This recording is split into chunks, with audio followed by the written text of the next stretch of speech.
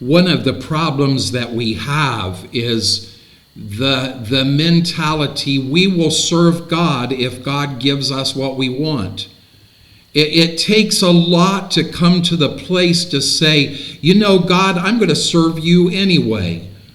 I think sometimes we pass over that in the story in Daniel 3 of Shadrach, Meshach, and Abednego, because we center our focus, and that's good. I'm not saying that's a bad thing, but we center our focus on the fact that God showed up in the flames and delivered these 3 Hebrew men from the fire. But we miss what they said to King Nebuchadnezzar in the middle of the situation when the furnace is facing them. They're in the circumstance that they're going to die. And they speak to Nebuchadnezzar, we know that God can deliver us. I know that God can deliver me. I understand that God has the ability to do that. He can stop any circumstances that come against me. But, if he doesn't deliver me, let me tell you something, King Nebuchadnezzar. If God doesn't deliver us, we're still not bowing to you.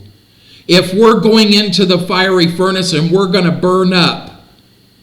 See, we take this attitude of, and this is one of the reasons that we can't break free from the strongholds. We're trying to hold on to them.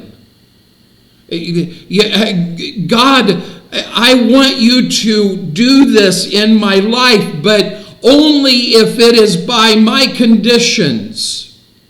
I will serve you, but only if you do what I tell you to. If you will be the God that I want you to be, then I will give you all of myself. Otherwise, I'm going to hold back things, and I'm going to try to do it my own way and figure out my own game plan.